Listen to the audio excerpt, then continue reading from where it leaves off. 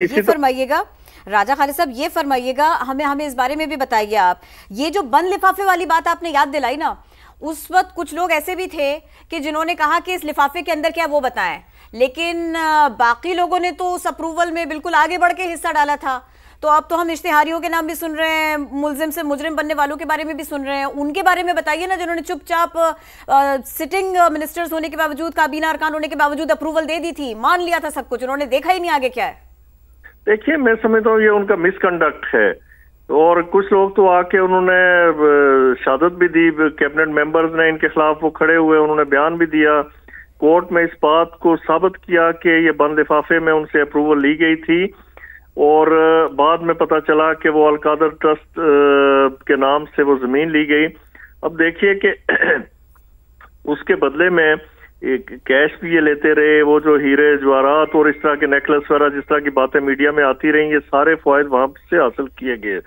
मलक रियाज साहब को जाहिर है उन्हें ओब्लाइज किया गया था, जिसके नतीजे में इन्हें भी इस तरह की सहूलतें मुयसर आई। अब देखिए, जो कानून है वो ये, जो नैब ऑर्डिनेंस की सेक्शन 9 है, उसका A1 और A2 वो अट्रैक्ट करता है इन हालात में कि अगर कोई फर्द किसी तरह की ग्रेटिफिकेशन एक्सेप्ट करता है, वो पब्लिक ऑफिस होल्डर है या कोई और आदमी है, यानी रिलेटेड टू पब्लिक ऑफिस, यानी बुशरा बीबी चूंकि इसमें को एक्यूज्ड हैं, को एक्यूज दो she is not public office holder but she can be implicated in connection with the. यही मामला मुनीब साहब से पूछ लेते हैं, यही सवाल उनसे भी पूछ लेते हैं। ठीक, मुनीब साहब चाहेंगे कि इस पर आप भी कमेंट करें। जो सिटिंग मिनिस्टर्स थे उस वक्त के, उनकी जो इस वक्त उनका स्टांस रहा उस वक्त का, बड़ा उनकी जो उस वक्त खामोशी रही, जवाब तलब है। देखिए, मसला ये है कि उनमें से कुछ तो बोल पड़े, कुछ को बतौर इस्तगासा के गवाह के तौर पर भी लाया गया, लेकिन ओवरऑल रिस्पॉन्सिबिलिटी जिस तरीके से रखी गई और जिस तरीके से ये काम हुआ, तो मेरे ख्याल में मेन एक्यूज तो इमरान खान साहब थे बीइंग द प्राइम मिनिस्टर। उसके अलावा शायद शहजाद अकबर साहब को भी, लेकिन क्योंकि शहजाद अकबर साहब बेशक काबीना मेंबर तो थे, लेकिन ये ज़हन में रखिए कि वो इस वक्त एब्सकॉन्ड कर रहे हैं अगर उनको चार्ज किया गया है इस केस में। तो अगर उनको और भी बहुत से लोग ऐसे हैं इस केस के अंदर जो जिनका स्टेटस इश्तिहारी का है, तो अगर वो एब्सकॉन्ड कर रहे हैं तो राय साहब आपको इस पर मजीद बताएंगे कि एब्सकॉन्डर को इस तरह से सजाएं नहीं सुनाई जाती। लेकिन एक बात जरूर है कि काबीना की जिम्मेदारी तो बनती थी, क्योंकि मुस्तफा इम्पैक्ट केस यही कहता है कि prime minister and the cabinet forms the federal government. लेकिन उस पूरी सूरत हाल में जिन काबीना अरकान ने शहादत दी, मेरे ख्याल में वो तो एक रिकॉर्ड के ऊपर है, और ये भी एस्टैब्लिश फैक्ट है कि ये बंद लिफाफे में सब कुछ किया गया। लिहाजा मैं नहीं समझता कि वो किसी तरीके से भी कोई लायबिलिटी उधर तक एक्सटेंड की जा सकती है। जिसके हुक्म पर हुआ वो तो जाहिर बात है प्राइम मिनिस्टर ऑफ पाकिस्तान। जी, अजीज नशर साहब माहिर कानून भी हमें ज्वाइन कर चुके हैं। अजीज नशर साहब, एक बड़ा अहम मामला जो हम इस वक्त डिस्कस कर रहे हैं वो जो बंद लिफाफा उस वक्त दिखाया गया था कैबिनेट में, और जो उस वक्त के सिटिंग मिनिस्टर्स थे, जो उनका अप्रूवल था उस पर वो बड़ा क्वेश्चन मार्क है। तो थोड़ा सा चाहेंगे कि आप भी जो अपनी कानूनी आरा है इस हवाले से शामिल करें। जैसे कि मुनीब ने ये स्टांस लिया कि जो एब्सेंडर्स होते हैं उन्हें सजाएं नहीं सुनाई जाती हैं, तो लीगल प्रोसीडिंग्स क्या होती हैं उनके लिए फिर? ये लीगल प्रोसीडिंग यही होती है कि कल को उन्हें अदालत में पेश किया जाएगा, उन्हें चार्ज किया जाएगा और उन्हें पूरा मौका दिया जाएगा अपनी सफाई पेश करने का, और उसके बाद उनके खिलाफ फैसला किया जाएगा। लेकिन जो ये वाला केस है, इस केस में जो भी एब्सकॉन्डर हैं वो सारे के सारे इसमें इस साजिश में, जिसे हम कहते हैं कंस्पिरेसी में शरीक थे, इस कलेक्टिव डिसीजन में शरीक थे। लेकिन ये जिस अंदाज से ये सारा फैसला कैबिनेट से कराया गया, और एक चोरी एक बैरून मुल्क पकड़ी गई, किसी बैरून मुल्क अथॉरिटी ने पकड़ी जहां कोई सियासियात या कोई ऐसी चीज इन्वॉल्व नहीं थी, उन्होंने वो चोरी पकड़ी। वो चोरी पकड़ने के बाद उन्होंने वो पैसे हुकूमत पाकिस्तान के लिए भेजे, और हुकूमत पाकिस्तान ने आंखें बंद करके करप्ट माइंड के साथ काबीना ने वो पैसे जो स्टेट ऑफ पाकिस्तान के पैसे थे, वो एक शख्स के जुर्माने, जो कि वही चोर ही था, उस चोर के जुर्माना पे करने के लिए उन्हें एलोकेट कर दिया। ये वाला भले वो बंद लिफाफे के थ्रू फैसला कराया गया था, भले वो पूरी तरह इन्फॉर्म करके कराया गया था, मैं ये समझता हूँ इल्लीगल फैसला है।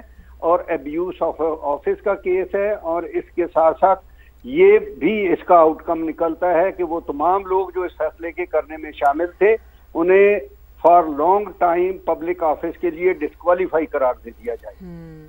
और हमें अब इस सब के साथ साथ ये भी बता दीजिए, जो अल-कादिर यूनिवर्सिटी थी उसके बारे में भी फैसला दिया गया है, उसको वफाकी हुकूमत की तहवील में दिया जाता है ऐसा कहा गया है, ये भी होना था, और इस मामले के ऊपर भी बात करेंगे। साथ ही रहिए हमारे नदीम मलिक साहब हमें ज्वाइन कर चुके। नदीम मलिक साहब, करप्ट प्रैक्टिसेस के मुर्तकिब करार पाए बानी पीटीआई, इस सब के साथ साथ उन्होंने मिस यूज ऑफ अथॉरिटी भी किया है और बुशरा बीबी के लिए भी सजा सुना दी गई। आप इस फैसले को कैसे देखते हैं?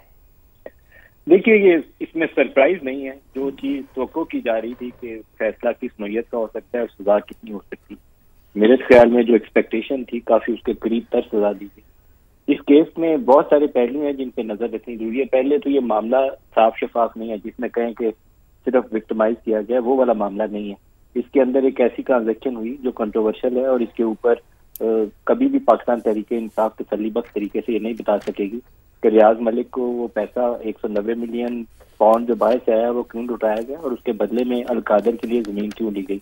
लेकिन इसके अंदर कुछ दीगर इश्यूज ऐसे यकीनन है कि इसकी तहकीकात के लिए मलिक रियाज का विटनेस बॉक्स में खड़ा होना जरूरी था, फरागोगी से तहकीक करनी जरूरी थी, शहजाद अकबर जो उस वक्त एसेट रिकवरी यूनिट के हेड थे उनसे तहकीकात करनी जरूरी थी। उसके बगैर इस केस को कंक्लूड करना बहुत मुश्किल था और फिर इन्होंने नैब लॉ को अमेंड करके काबीना के किए गए फैसलों को तहफ़्फ़ुज़ दिया हुआ है। ये चीजें कुछ ऐसी हैं जो हाई कोर्ट और सुप्रीम कोर्ट के लेवल पे जाके इस सजा को जस्टिफाई करना शायद जिन्होंने सजा दी है उनके लिए काफी मुश्किल हो जाएगा। लेकिन है मामला मुतनाज़ा, ये साफ शफाफ नहीं है। ये कॉन्फ्लिक्ट ऑफ इंटरेस्ट का भी केस है, मफादात के टकराव का केस है और इसमें फाइनेंशियल करप्शन का भी एस्पेक्ट मौजूद है। लेकिन इसकी तहकीकात जितनी तफसील से होनी चाहिए थी और जिन सारे लोगों से सवाल जवाब करना चाहिए था, इवन फॉर्मर जो सुप्रीम कोर्ट के चीफ जस्टिस हैं साकिब निसार साहब, उनसे ये सवाल पूछा जाना चाहिए था कि ये पैसा जो बरतानिया से आया आपने किस कानून के तहत इसको मलिक रियाज के एक लाइबिलिटी अकाउंट में 460 अरब जो जुर्माना हुआ था तो उसके अगेंस्ट एडजस्ट करने की इजाजत दी। तो ये तो बहुत बड़े सवालात है हमारे सामने जिनका जवाब हमारे पास नहीं है। उम्मीद है कि आगे केस चलेगा हाईकोर्ट के लेवल के ऊपर तो कोई ना कोई वकील ये सवाल यकीनन पूछेगा और जज साहब इसके ऊपर हुक्मनामा भी पास करेंगे। ठीक, नदीम मलिक साहब, लेकिन एक और अहम मामला यहाँ पर यह है कि उस वक्त जब कैबिनेट में ये बंद लिफाफा दिखाया गया, जो उस वक्त के सिटिंग मिनिस्टर्स थे, उनकी अप्रूवल पर भी एक बहुत बड़ा क्वेश्चन मार्क रेज हुआ है। आप ही के शो में फैसल वावडा ने ये कहा था कि इस हवाले से तो मुझ समेत कोई और भी जो बरी ज़िम्मा नहीं हो सकते। तो आप समझते हैं कि उस वक्त के सिटिंग मिनिस्टर्स से जब पूछगछ आगे बढ़ेगी, जैसे कि मुनीब ने भी अपनी गुफ्तगू में जिक्र किया कि एब्सकॉन्डर्स को सजा तो नहीं हो सकती, अलबत्ता लीगल प्रोसीडिंग्स उस हवाले से आगे जरूर बढ़ सकती है। कितनी ब्रॉडर इंप्लीकेशंस आप समझते हैं आगे होंगी?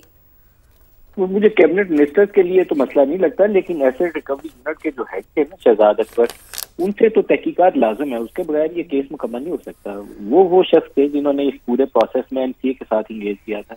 एनसीए के साथ उन्होंने क्या चीज अंडरस्टैंडिंग डेवलप की थी कि एक पैसा जो रियासत पाकिस्तान को टैक्स पेयर्स मनी वापस लुटाई जानी थी, ये कहा गया था कि ये पाकिस्तानी हुकूमत का, पाकिस्तानी अवाम का पैसा है, तो वो कैसे उसी शख्स को दे दिया गया जिसका पैसा फ्रीज किया गया था।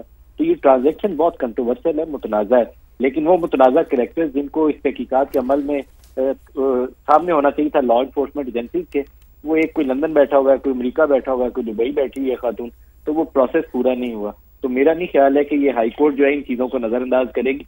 है ये कंट्रोवर्शियल है, इसकी जब भी तहकीकात होंगी ये है, इसमें बहुत सारी चीजें ऐसी हैं, ऐसे पहलू हैं कि वो पीटीआई को इसको जस्टिफाई करते हुए हमेशा मुश्किलात पेश आएंगी, लेकिन सजा का अमल ठहरना हाई कोर्ट सुप्रीम कोर्ट में मुश्किल हो जाएगा।